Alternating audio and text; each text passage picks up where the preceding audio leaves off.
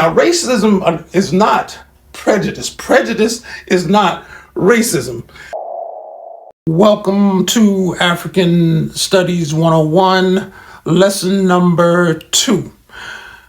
If you have not watched lesson number 1, and I strongly suggest that you watch it, because in that lesson we discussed the number 1 problem facing African or Black people, and it is the first step or the first building block of what we are doing here.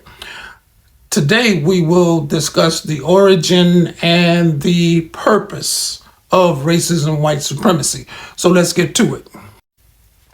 And we start with this quote by the eminent scholar Neely Fuller Jr., who said, "If you do not understand white supremacy / racism, what it is and how it works, everything else that you understand will only confuse you."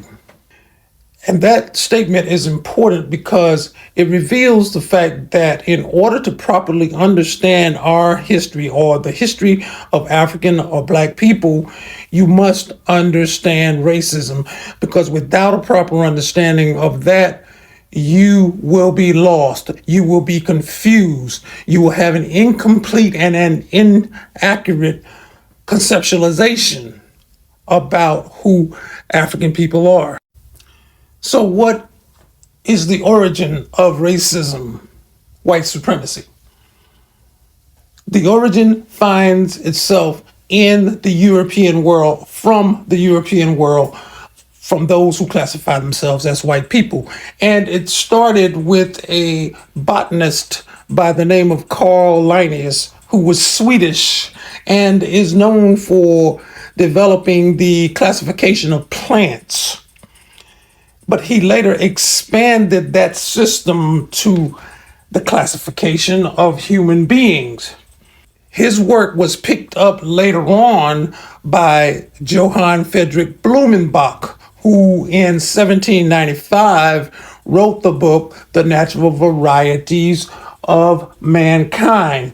And in that classification, he created 3 major races: Caucasoid, Mongoloid, and Negroid, and in that order, with whites being on the top and blacks being on the bottom.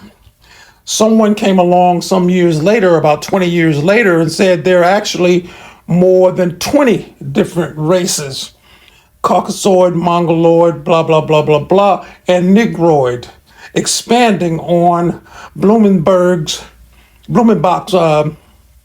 concept.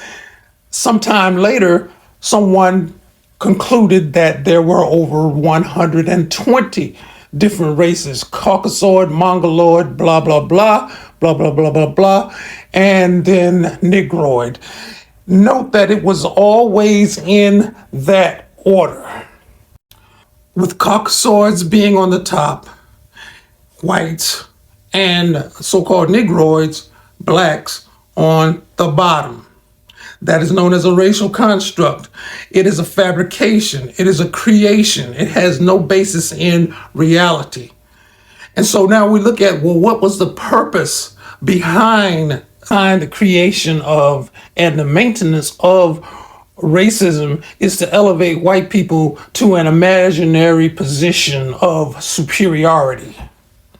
Now, you note that this is in their mind. It is not a reality. It is a fabrication, something that they created. And the reason that they created this was to be able to control the economic resources of Black, brown, and yellow people.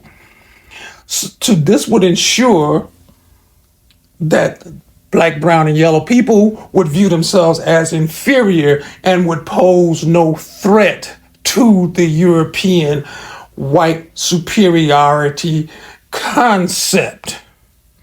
And as a result of that creation, you would have a system that rewards and gives advantages, that is, privileges, benefits, bonuses, blessings, upper hand, edge, power, however you want to call it, would give advantages to those who are white-skinned.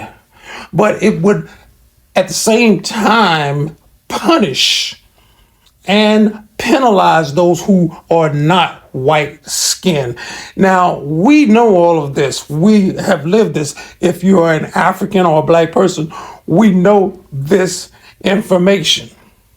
But it gives you a grounding, a foundation from which to explore and understand why there is this antagonism that goes on, where they don't want us to know our history, where they have hidden information from us. They will not teach it in their school systems because the idea of our inferiority, supposed inferiority, must be maintained.